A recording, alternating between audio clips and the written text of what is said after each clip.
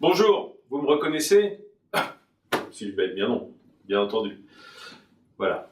Alors, la semaine du goût, on est en plein dedans et c'est une semaine importante parce que c'est le moment où on peut transmettre à nos enfants et à nos petits-enfants un peu de ce qui nous anime, cette gourmandise, cette envie de bien manger. C'est le moment ou jamais. On aimerait juste que ça soit l'année du goût et que ça soit tous les ans. À mon avis, le meilleur moyen d'éduquer au goût les enfants, c'est de les prendre le plus tôt possible et de les abuser. Il faut que ce soit un peu ludique. Il faut les faire participer, il faut les faire cuisiner, il faut les faire goûter souvent et le plus de choses possible. Parce qu'on a l'impression parfois que les enfants n'aiment pas les goûts forts, puissants, et pourtant, on peut être dérouté parfois, souvent plus tard qu'on se pose des questions, alors que petit, on a envie de tout découvrir. Et puis c'est au moment de la petite enfance qu'on se forme le goût et que tout le goût que l'on recherche après dans son âge adulte est fait de réminiscences de cette époque.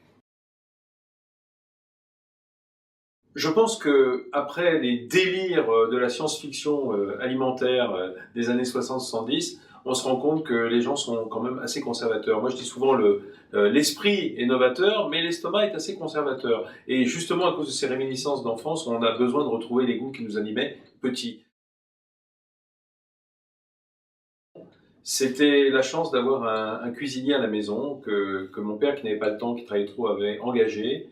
Et j'ai passé des heures à le regarder faire et à regarder faire la cuisine avec maestria.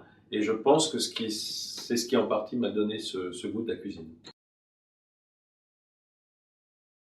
Peut-être le millefeuille de mon enfance avec ce bon goût de vanille, ou simplement la glace vanille que je trouvais chez un artisan pâtissier qui était derrière chez moi et qui était fait avec de la vraie gousse, des œufs, du lait, de la crème, de la vraie glace vanille. Et c'est devenu difficile d'en trouver. J'ai pas de produit que je cuisine en particulier, parce que moi, ce que j'aime, c'est faire la cuisine du marché. C'est trouver un beau poisson, un beau morceau de viande, quelques légumes de saison, quelques fruits. Et en fait, je trouve et je puise l'inspiration dans le marché du jour. C'est ce qu'on appelle la cuisine du marché, et je pense que c'est ce qui colle le mieux à nos envies, en tout cas.